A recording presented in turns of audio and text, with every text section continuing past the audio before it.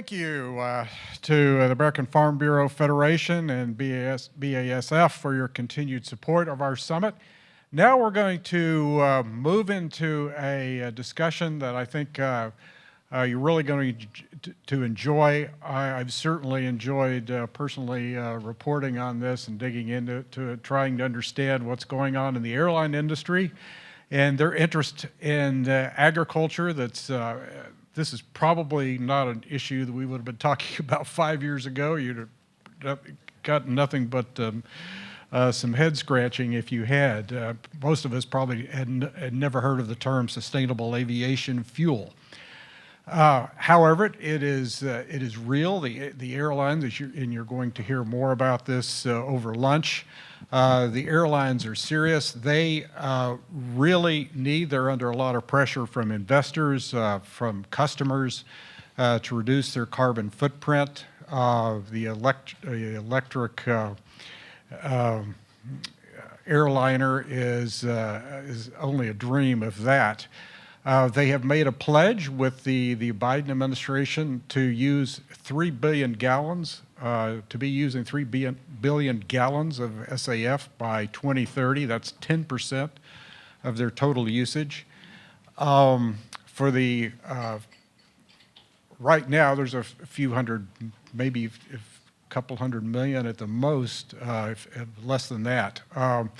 And mostly from used cooking oil and animal fats, and with very limited amount of that available. So, and there's some very futuristic technologies, power to liquids, but those are way down the road in terms of being available. So, for the near term, for the next at least 10 years, it's going to have to come from agricultural feedstocks. 10 to 20 years, I'm sure. And we have a panel to represent what I would call the three main tracks of buckets of potential agricultural feedstocks. And we're going to have a discussion about basically the hype or reality, what stands in the way of each one of these streams. And those three streams are basically ethanol to jet, represented by Alex Menotti of LanzaJet, to my far left here, to your right, if you're looking to the stage. Alex Weber is Vice President of Government Affairs, a founding partner of MARC-IV, a consulting firm that's worked in the biodiesel and vegetable oils space for many years. He's our expert on the vegetable oil space, vegetable oil to SAF market. And finally, next to me, Tim Obitts, who's CEO of Alder Renewables, which has worked in the cellulosic space. We're talking about biomass, woody biomass, crop residues, other sources of cellulosic material, non-crop material that can be turned into fuel.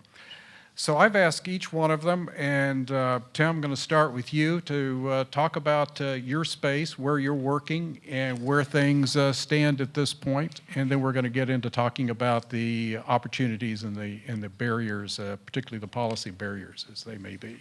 Sure. Well, thank you. Tim. It's a pleasure to be here.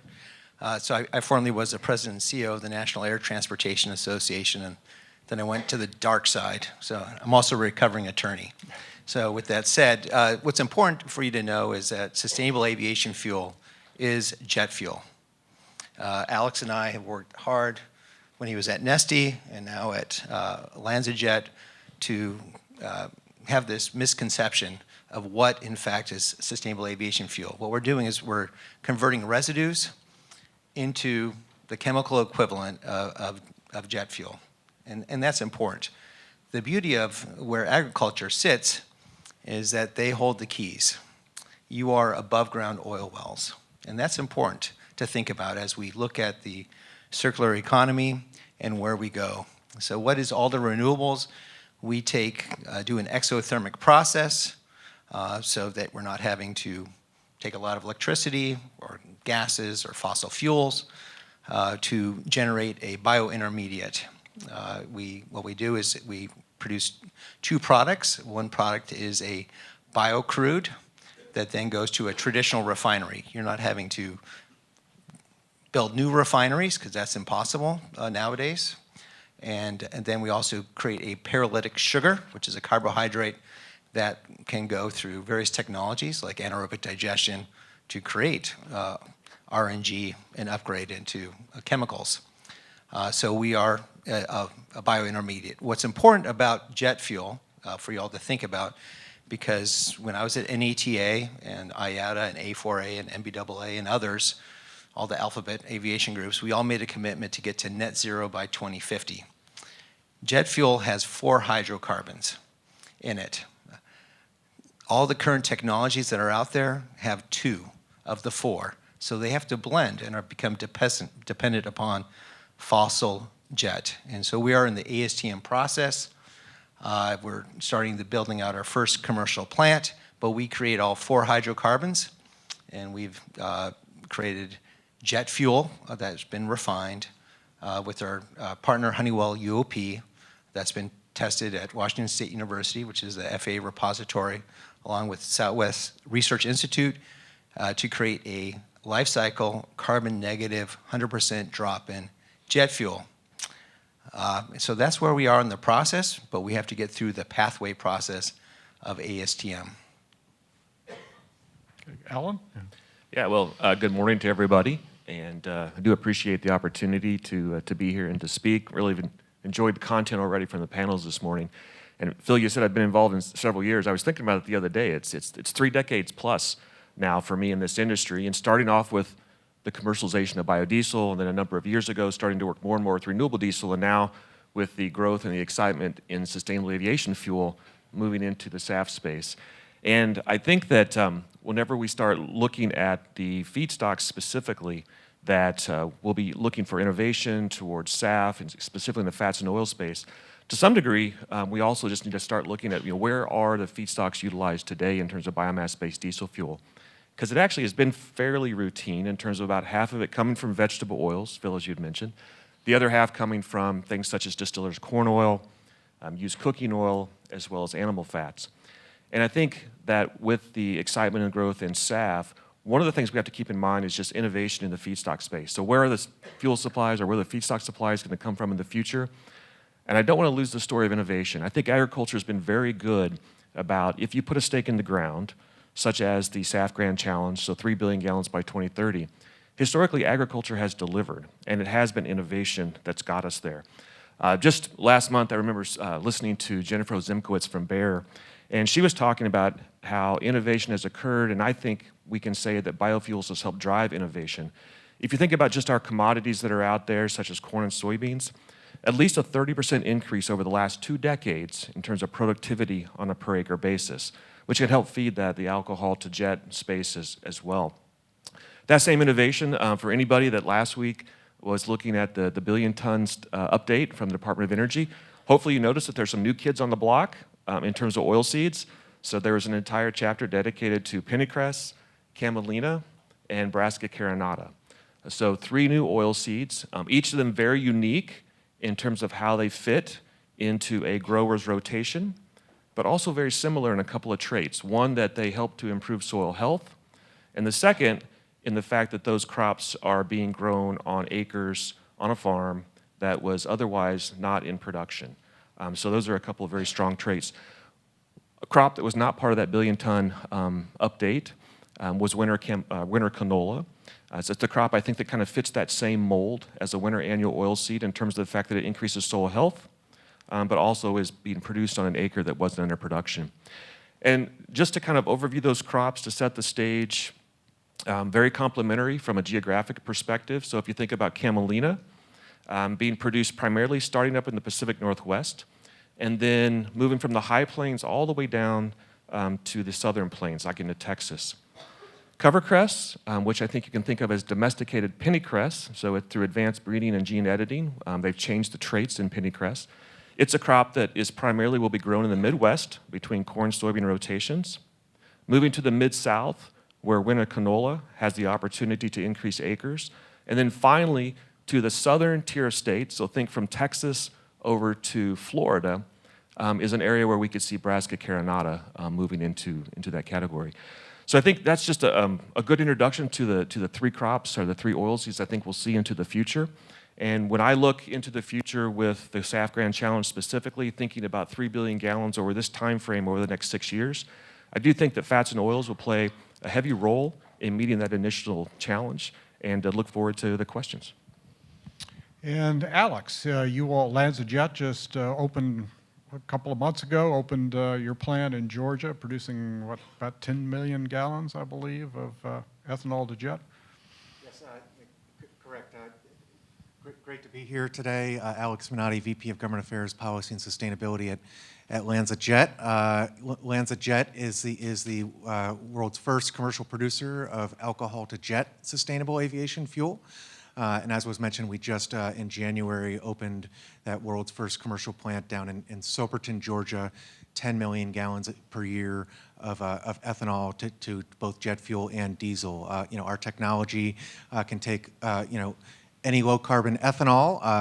Of course, we have 17 billion gallons of corn ethanol available in the United States, which can be converted to 11 billion gallons of a more energy dense SAF, over 50% of U.S. aviation demand. And we turn that into jet fuel and diesel as well. But our technology can do 90% jet fuel, 10% diesel, or 75% diesel and 25% jet fuel. So really promising technology, both to address the existing ethanol market and catalyze new ethanol markets from cellulosics and ag residues and otherwise. And so very excited to have opened our facility, 10 million gallons a year. Sounds like a lot, but and it's about 1/3 of U.S. total SAF production today at 30 million gallons a year. But we've got a long way to go with 3 billion gallons by 2030 goal and 35 billion by 2050, but we believe that alcohol to jet is the most scalable solution to get there. And as part of that SAF Grand Challenge, LanzaJet has set our own goal of 1 billion gallons per year of alcohol to jet production in the United States by 2030, and really looking forward to the next facilities.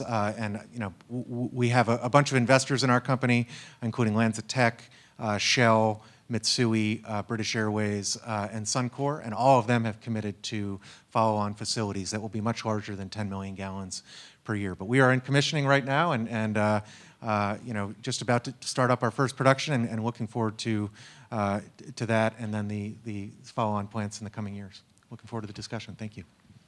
Well, Alex, with that, I want to get into a policy question here right away. You all are starting out using Brazilian sugarcane ethanol. Talk about why you're doing that rather than bringing in corn ethanol from Iowa. What's Okay, sure. Well, first of all, we are bringing in corn ethanol from Iowa for the commissioning phase. But before we are required to use a feedstock where we can generate a RIN under the RFS, and as we would love to use that 17 billion gallons of corn ethanol. That is the most scalable feedstock. We certainly believe in the low carbon nature of U.S. production, but today, under the renewable fuel standard, it's public knowledge we have our pathway petition. I did that myself. What EPA will grant for sustainable aviation fuel petition using existing ethanols based upon their prior analysis of corn ethanol, which we don't believe is correct, does not allow us to have an additional conversion and still qualify for the program today. So one of my messages today is that we're very excited about the GREET model and the discussion around the tax credit, and very supportive of that and all of the climate smart ag benefits that can be recognized by the GREET model, and a model that is updated for the latest science. But that is half the battle in terms of corn ethanol, alcohol to jet in the United States. The other half is EPA updating their own rules to recognize the benefits of the climate benefits of corn ethanol, and do things like enable CCS, which is a key enabler for corn ethanol, alcohol to jet. They proposed a rule in 2016 to recognize CCS, have never finalized that rule. So that's 30 CI points right there. That's pretty critical. There's some other levers there as well. Of course, soil carbon and other things that we hear about. But CCS recognition will be key to alcohol to jet hitting a 50% number, which is our goal. And Alex, when you're talking about CCS, you're talking about carbon capture and storage. You're talking about these pipelines Yes. To take the carbon dioxide off the ethanol plant and essentially bury it to Correct. reduce the carbon. Yes, I was admonished not to use acronyms, and I went right into it. But yes, carbon capture and sequestration. I think your industry is very familiar with all the discussions around pipelines in the Midwest, which can be a key enabler of corn ethanol having a CI score that we can create a SAF that is meeting airline requirements of a 50% or greater life cycle GHG reduction. There are other, of course, some existing facilities that can do CCS without pipelines. So there are a few that do it already, so that they might be the early adopters for an ethanol that alcohol to jet, that could go to alcohol to jet. But in terms of the industry as a whole, these pipelines are very critical. Okay. And Phil, if it's okay, I might follow up because, Alex, ahead. you're really keying in on carbon intensity, right? And so that's one of the things that I wanted to make sure to highlight about some of the new oil seeds that we're talking about. You may not be as familiar with canola or soybean oil, but in each of the cases with these minor oil seeds are planted mostly as a winter annual. And so I wanted to highlight the fact that they're grown at a time period when we typically don't grow anything in between the major commodities. And so therefore don't necessarily have the same carbon intensity. They wouldn't have an indirect land use change assessment there. And just to give a couple of examples, camelina started off 15 years ago or so working with camelina. Primarily at that point in time, it was being looked at in the Pacific Northwest, where you have a lot of wheat, fallow wheat, or wheat fallow. So there's a year in which you're trying to recharge or regenerate the moisture supplies in the subsoil. Well, camelina happens to be a crop that doesn't take a lot of water, maybe 6 inches, which is a lot different than other commodities. So in that particular case, you could put camelina into a rotation for a grower during that fallow year. So again, not having any change in terms of land use. Another example would be covercress, intended into the Midwest, typically planted after a corn crop and before a soybean crop. So if the corn crop comes off last of September, 1st of October, a covercress crop would be planted. It would fertilize, it would bolt in the spring, and then be harvested actually by the 20th to the 25th of May. And in most growing regions in the United States, planting soybeans right after that time frame, still in May, gives you the opportunity for a full season soybean crop afterwards. So in both cases, we have a crop that would have a lower carbon intensity and then be a useful feedstock for SAF. Okay. I want to touch base. Alex, you brought up the GREET model issue. And let's, just for those of you who are not familiar with it, we're talking about the model developed by the Energy Department that's used to essentially measure the carbon intensity of fuels and the feedstocks that go into the fuels. We thought when we had our discussion before that we would have the updated version of that model that's going to be used for the tax credits. We thought that we would have that out. It's not quite out from the administration yet, from the Treasury Department. Is that obviously triggers the eligibility for these very, very valuable tax credits, the 40B that's good through this year, and then the 45Z, the Clean Fuel Production Credit, was a credit created by the Inflation Reduction Act. But is that enough? Tim, that's not so much an issue when you're talking about biomass and residues. You have a pretty low that's correct. carbon score yeah. anyway. So when we talk about the CI issue, and there's some questions up there in the Slido, the key one is looking at the issue of regenerative agriculture, taking fallow land that used to grow crops and regenerating it. So after 10, 15 years, you can start growing crops again. My father grew up on a wheat ranch in Albion, Wyoming. That ranch is now prairie. So that's perfect for land like that where you don't need the water that Alan talks about, and go from there. Greed is an interesting issue.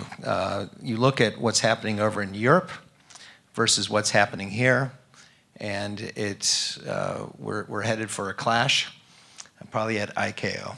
And so the question is, what's going to happen there? And there seems a desire by this administration to maybe not look at, well, I got to be careful what I say, don't I? So the key thing is that we need to keep it to scientific-based measures and not feeling. when you talk with certain people, they have feelings. So with the corn to ethanol people, the idea there is, well, you're taking food out of people's mouth. Well, they're actually separating the protein and the carbohydrates, and so they're not taking food. But people feel that way. Science says something different. And so Alex has been part of a coalition and led a coalition that I was part of at the National Air Transportation Association, and a part of it, Alder Renewables, as well, that where we've been trying to people listen to the scientific-based approach. So Alex is a true expert on all things GREET. My point to you all is that there's going to be a clash between Europe and the US. It's already happening, and the issue is, can you use plant-based, so sugar and corn, to create jet fuel? And the answer in Europe is no. So over to you, Alex. Okay. Well, I think certainly Europe also just likes to name feedstocks that they approve. They're called positive lists, and then ban all crop-based feedstocks. And we're certainly working on that over there, as well. Certainly in the ethanol space, we should be encouraging this fuel over time to be going to aviation is our message as the ultimate source of demand driver for low carbon liquid fuels over time. In terms of the GREET model, it's I would say it's necessary but not sufficient. We want a science-based, performance-based, technology-neutral sort of policy and models that can implement that, and the GREET model, certainly can do that. Is run by DOE, the Argonne National Laboratory, updated annually, bringing forward the best science. One of our struggles with a regulator owning the model, like EPA, is that they did a rulemaking in 2010 and have not done anything with it since. And so the world has changed a lot. Agriculture has improved a lot since then, and that number for corn ethanol is very different today than what it was in 2010. And rather than go through rulemaking processes every few years, if we can have a turnkey solution with a model that is updated and science-based, then that's a great solution. I would say that as I mentioned earlier, GREET is that may be very helpful on the tax credit with Treasury using the GREET model. We still need a RIN credit for alcohol to jet to work, because that ethanol qualifies for a RIN. And if we're going to turn it into something else, we need to also qualify for that RIN. So we need a lot of activity at EPA. Hopefully they could adopt the GREET model themselves. That would be a simple solution. But I think in general, regardless of what the guidance says on the tax credit, credits that expire in 2027 cannot serve as an investment signal for building a new industry, which is what we need for alcohol to jet. We are focused as the now SAF coalition, formerly the SAF BTC coalition, to extend and enhance those tax credits as originally envisioned to be at least 10 years to serve as an investment signal there. And more along the lines of what we saw out of the 45V credit for hydrogen, 45Q for carbon capture and sequestration. Those, as long as you're placed in service by 2032, have 10 and possibly 12 in one case years of availability of the credit. So that is the kind of investment signal that we could work with as a sustainable aviation fuel industry. But until we get some more years on that tax credit and certainty on the policy, we may have a tax credit with great guidance, but not necessarily working as an investment signal that we would like. Alan, I want to bring you in here. Some of the crops that you talked about, camelina, carinata, winter canola, and so forth. What is it going to take to get farmers? What are the barriers to getting farmers to grow those crops in the kind of quantities that are needed? Yeah, so I think everybody in the room should be excited about these new crops, but I also want to make sure that expectations are always qualified, because incorporating a new crop into a rotation, and that's what you're alluding to, Phil, is hard. So I think I might be the only grower on the panel here. I still actively farm in Missouri, not too far away from Kevin, actually, from the first panel. And so when we think about putting something new into our rotation, which we will, I mean, unfortunately, we're price takers on the input side, and we're price takers on the output side. So we're always looking for something there on the margin that we can try. But there will be some level of risk premium associated with that in terms of the rotation, about dollars generated on a per acre basis. So I think it comes down to risk management strategies as much as anything. Being able to have the options that growers are used to, which could include crop insurance, or at least not negatively impacting crop insurance. And we're finding that definitions are also key, interesting enough. So take, for example, at the level of encouraging the use of a crop that essentially performs the same function as a cover crop. So Tim, you mentioned regenerative agriculture, basically trying to build back soil organic matter and at the same point in time increasing soil organic carbon stocks. So there's actually a number of programs within USDA at NRCS that encourage the use of cover crops, things that will build back soil health. But because of the definition of cover crop, even though these crops perform the exact same ecosystem services as a cover crop, they wouldn't qualify necessarily.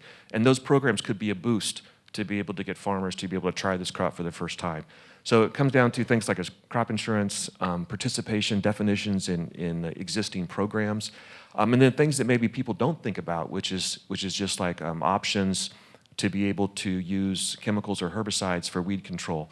There are programs in the U.S. government like IR4, which essentially help on small acres getting herbicides labeled. That's an area where we could see definite assistance from the USDA side to be able to help get these crops into rotations. Just follow up on the crop insurance issue. That has to do with the insurability of the conventional cash crop, the following crop, correct? And what are the prospects for getting addressing that with RMA, with USDA? Yeah, so great point. And this is one of those areas that if you're not involved in crop insurance, it maybe seems like it's way down into the weeds, but there's one level in terms of having crop insurance for the new crop. So that would be a Camelina carinata cover cress to actually have crop insurance. But in this particular case, you have a crop being planted, it's then harvested. RMA, the risk management agency that oversees crop insurance, they have exemptions for cover crops if you're using best management practices. But at the point in time in which you take that crop, which functions as a cover crop, and harvest it, it no longer becomes a cover crop, so it no longer receives that exemption.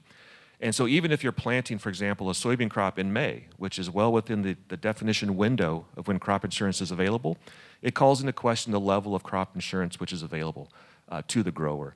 So this is one of those areas where we hope that just dialogue with RMA will be able to solve the problem. TBD, though, as to whether it does.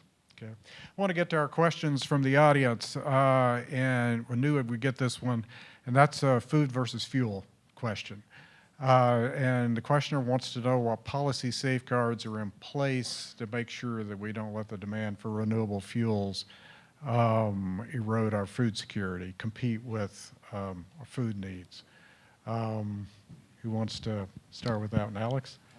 Sure. I mean, I can start. I think I think Tim alluded to it earlier. We've demonstrated that this with data that this is not an issue. I think prices of commodities over time, and I think Alan could speak to that. Have not shown that there is a trade-off there between food versus fuel, but the policies do protect for this, though. Of course, the EPA Renewable Fuel Standard has a requirement that the land, the feedstocks come from land that was cleared or cultivated prior to December 2007, and we have in the U.S. what's called the aggregate compliance approach. And as long as we are not having additional land beyond that 2007 baseline, we are in compliance. But with regard to ethanol, I think it's even less of an issue, this food versus fuel. We're facing, and I think the next panel can speak to this as well,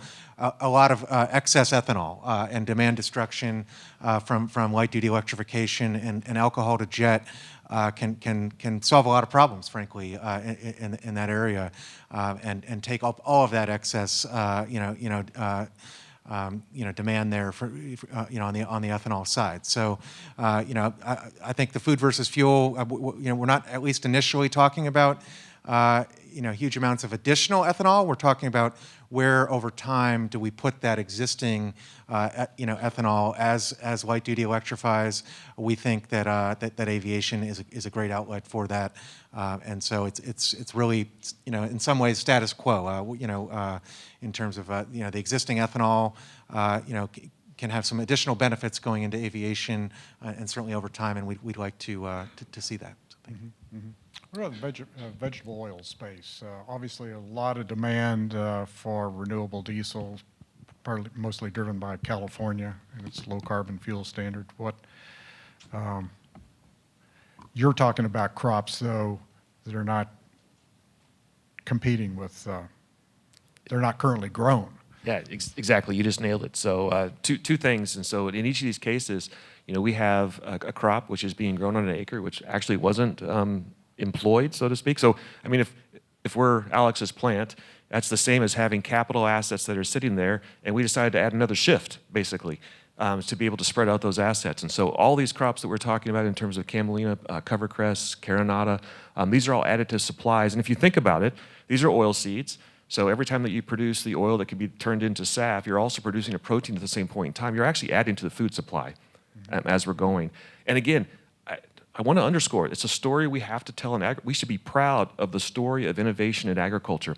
Let me go back to the point that over the last 2 decades, productivity on a per acre basis, even on our existing oilseeds such as soybeans, have increased 30%. So let me put that into numbers. That means about 12 bushels an acre, or in pounds, that means that we are now producing about 12.5 billion pounds more of soybean oil because of advancements in technology. How much oil did we use, soybean oil specifically, in the production of biodiesel, renewable diesel, and SAF last year? 13 billion. So it was innovation and advancements in productivity that have actually utilized those feedstocks for our production of biofuels. So from my perspective, it's like we're going to continue to innovate, and the feedstocks will be there. Tim, you're talking about non-food feedstocks Absolutely. by definition. Yeah.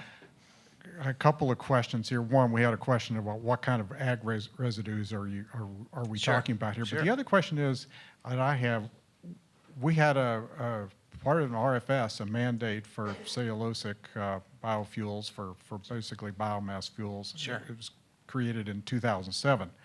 We're still, it's really struggled. What's going to get this off the ground? Yep. Talk about. Yeah, absolutely. So back to this food versus fuel issue. There's a couple of hurdles we have to overcome. One is the fact that there's 1.1 billion people starving every day in the world. And our kids all care about those people for some reason, which is a good thing. They show empathy and compassion. And so while we deal with this food versus fuel debate and do the scientific issue, they don't want to hear it. And aviation has got a really bad rap, especially business aviation. As we heard, that's where I came from, which is what we heard in the Biden administration State of the Union. So what we look at is we look at the residues. So for example, we've taken nutshells after you've taken the protein out of it and turned that into a biointermediate to go into a traditional refinery. Likewise, we've taken sugar bagasse. So after you take the sugar out, it's all this leftover stuff. They burn it for steam to create electricity. That's a really low use of it. And then we've taken forest residues, which is, for example, sawdust at sawmills, which goes back to the whole RFS nightmare. And then the last one is that we've taken regenerative grasses like miscanthus, genetically modified so they're non-invasive, and so they sequester carbon like you can't believe. You don't need water really, and it regenerates the ground. And it's a great story and a great message. With the issue with the RFS is that it was set up back in 2007, and for example, in forestry practices, they know stumpage, they know everything, where everything's coming from. And so the concern there is, for example, at a sawmill, if you've got, or if you're mixing types of trees, the sawdust becomes ineligible even though all of them are sustainably certified. The other issue is that if you take or mix any timber from national lands, Forest Service, BLM lands, it makes all the sawdust and the residues, slash and everything collected ineligible. And the reason for that is that there was the desire back in 2007 that they thought, well, if we make this happen, everybody's just going to cut down the forest. Now we have got great standards in the billion ton study. You've got the Secretary, Vilsack, and others saying, listen, we need to be using USDA lands, basically the Forest Service lands, because we are doing smart forestry practice. And so, however, we're handcuffed because the RFS was legislated, and so the EPA then created the standard from that. And so we have to go back to Capitol Hill, which we're working on right now, to change it so that there's smart practice. We're not going to be out there cutting down the forests to do so. We want to take the slash to have healthy forests so that we don't have these incredible fires that are spewing out greenhouse gas emission that pale to what we do as a society. And so that's what we're working on now. So RFS needs an overhaul. It's outdated. It was going, but science has advanced. We know how to safeguard, and we need to move forward. Okay. Alex, we have a question about, has to do with the pipelines, whether they're alternatives to the carbon sequestration pipelines.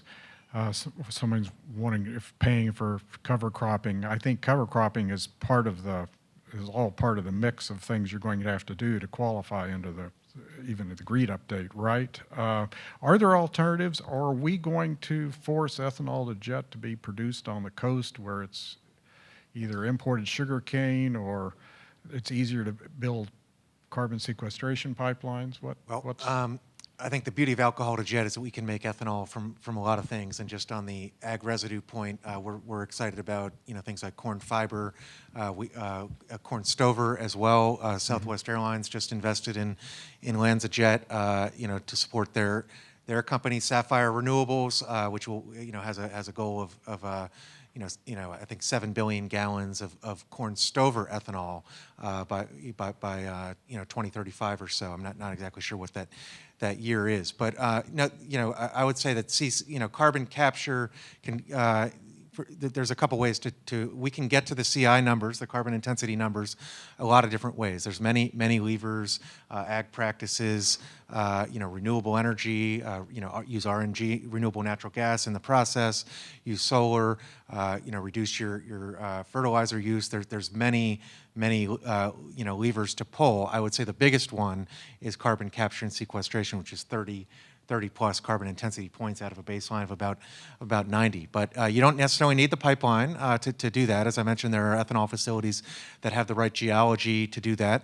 There are also other technologies. You mentioned power to liquids that our investor company LanzaTech can take that CO2 and mix that with green hydrogen and make more ethanol out of that. So that's another way to do this, is to get an extremely low carbon ethanol from waste CO2. So we can certainly do that. You've seen other power to liquids companies looking to source from biogenic CO2 in the Midwest. We've seen that from 12, a company that's got a relationship with American Airlines, I believe, and so that's one opportunity. But we do not need to necessarily have the alcohol to jet plants where that ethanol is. Ethanol is readily transportable. We can have bigger alcohol to jet plants that service many different ethanol plants. So I don't think we're consigned only to the coasts for these plants or to any particular practices, but that's the beauty of technology and feedstock neutral performance-based standards. There's a lot of ways to get there, but I would say CCS is a really important lever. We have some questions about consumers. Are consumers, corporate customers of airline, or the customers, are they going to ultimately have to pay more, and how much more for this fuel? Yeah, they already are. So can you hear me? It's okay? My mic on? Okay, good. I'll yell. No. Okay. Okay. So with what's happened with SAF so far is that historically, thank you so much. What's happened with SAF so far is that historically, business aviation and corporate flight departments have been paying the differential between it. So when you take a look at SAF, you're looking at Scope 1 and Scope 3 emissions, and you're looking at how much is the cost of carbon for that reduction. And if I told you what that was, you'd all like have a heart attack because it's very, very expensive. And so the only way that it's been working so that it's only a couple dollars more per gallon in California is because of subsidies and incentives for it. And so what happens if you take a look at historics, what's happened is that business aviation has been purchasing the SAF at a much higher rate, and then the airlines have been going to their corporate customers to have them pay the differential. And so that's where it is. Now, business aviation, we only need 1.6 billion gallons in the U.S. And so if you take a look at the proportionate amount of what commercial aviation needs at around 30 million gallons or 28 billion gallons versus the 1.6 billion gallons, the proportionate amount that business aviation has purchased way exceeds that of commercial aviation. And once again, the airlines are trying to pass it through, to the corporate flight departments, but they are paying for it, and so that's an important thing. So the question then becomes, what is the price? Because you talk with the airlines, and they went in on parity with fossil jet fuel. It is jet fuel. There was a question about, are consumers concerned about flying on SAF? Well, they have been. If you've flown out of LAX, there's been SAF, and why is that? Because United Airlines has been putting SAF into the general fuel system there. So everybody, and paying for it. So everybody's been flying on SAF for a while. And it is the chemical equivalent. For Davos, right before COVID, I had to bring in SAF into Zurich Airport because there was going to be a big flight shaming event there. It took us 2 months because we were bringing in the Neste SAF, so it came from renderings from tallow. And they had, Switzerland has strict rules about that, about what you can bring in, because it's food-based. And we kept giving them samples, and they said, well, you're giving us fossil jet, because they couldn't believe that you could actually have the chemical equivalent from tallow. And they finally believed us. But anyway, so it's an interesting issue for sure. And it's a tough debate. In Europe, they're forcing the refineries to produce it, and then they get taxed. So if they don't produce it, the refineries are going to be out of business by 2030, and you're going to see refineries shutting down. People are trying to offload refineries like crazy in Europe. I want to, we just have a couple of minutes here, and I want to give us a chance to talk about, I believe, Alex, you mentioned that you're working on trying to extend the IRA tax credits for at least 10 years.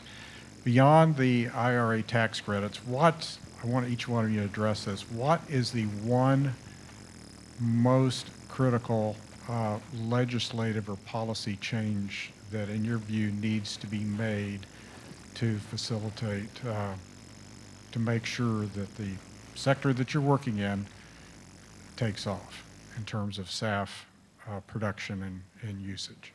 I'll start with you, Alex. Sure. I hate to be beaten up on the EPA so much today, but certainly the RFS has been mentioned quite a bit. For corn ethanol specifically, there's a lot of things that need to be done to update the RFS to enable that.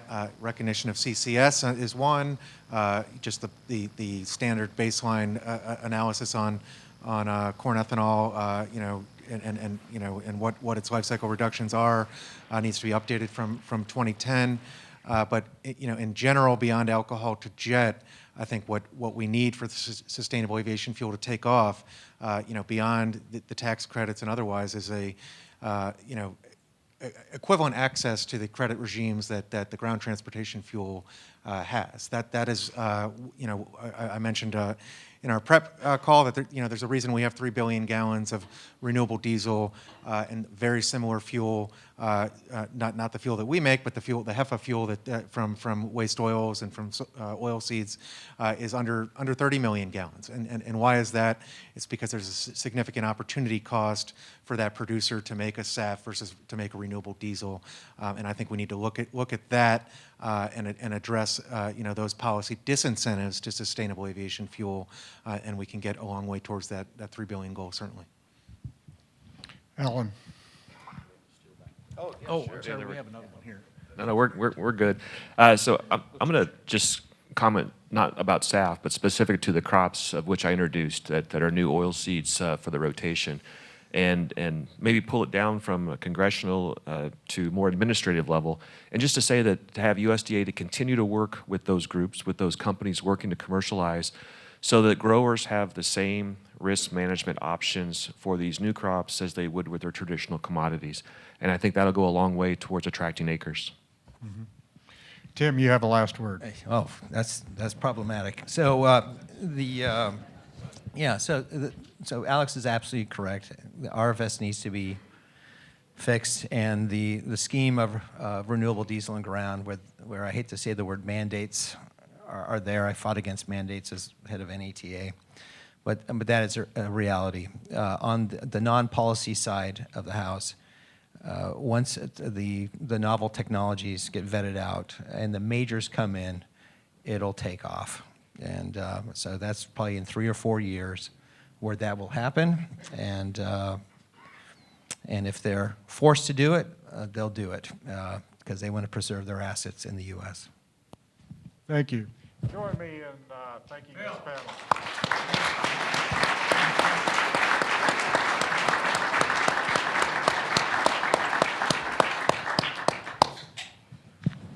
I'm Pat Roberts. I'm from Kansas. Well, Pat Roberts from Kansas. There was a question about all of this. It's very popular in every state, especially Iowa. I appreciate the panel very much. You've been very educational. The big question they have on their mind is where we're going to find this acreage. I mean, you have the soybean growers and the corn growers already ready to go, the wheat growers, and I asked them, how much acreage do you need? Silence. Would any of you want to talk about how much acreage we're going to have to need on top of what we have? And knowing that there's an acreage, I think they can hear me. They've always been able to hear me. If you could just address that, because you've got acreage, they're not allotments, but you have, acreage controls. There's been a lot of effort to try to free that up. But as I look at the need, the amount of acreage, but the amount of product that you're talking about, you are talking about plowing up a whole bunch of ground. That's my question. Start with you, Alex. Yeah, I think our answer would be zero additional acreage. That there is quite a bit of we have a long history, several percent a year, I believe, of yield improvements, and so that additional productivity could go to SAF and to ethanol in particular.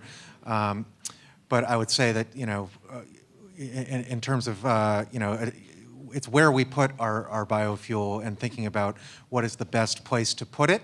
And so we're certainly proponents of over the long term, sort of a pivot of that existing ethanol supply, over to aviation, and we're certainly supportive of growing ethanol as well with yield improvements. But I don't think we need additional land, to get to supply the alcohol to jet industry. We can also, make lots of additional ethanol from ag residues, from CO2 and otherwise. So that's the beauty of alcohol to jet is that we look at many different forms of ethanol, and we think that we can expand ethanol without expanding acreage. Alan, additional acreage for oil seeds? Yep, great question. I would say cropland actually has been decreasing over a number of years. Yield technology will play a role. Support you, Alex, on that comment. I've been trying for years to coin the term virtual acres, that we're creating acres by yield improvements, but it hasn't stuck. And the last thing I would say is that if we look towards winter annual oil seeds, I just looked up in 3 states, so Illinois, Indiana, Missouri. If you looked at the number of acres available that are not in any other crop, so not in winter wheat, and could be available for a new crop to be planted, it's almost 40 million acres. So on a corn soybean rotation, cut it in half, you have 20 million acres available just in 3 states to be able to produce a new oilseed if we had a winter annual oilseed that was viable. Tim, you're not talking about getting corn growers to switch to miscanthus, Oh, are you? no way. Yeah, so the goal is not to take food producing land to create it. It's to use land that's fallow, to use regenerative agriculture. But even without that, you can take the residues, the waste from current agricultural practice and actually provide more income to the farmer for that. And we just need to free up EPA to let us be able to do so. Okay, thank you. Thanks for the question.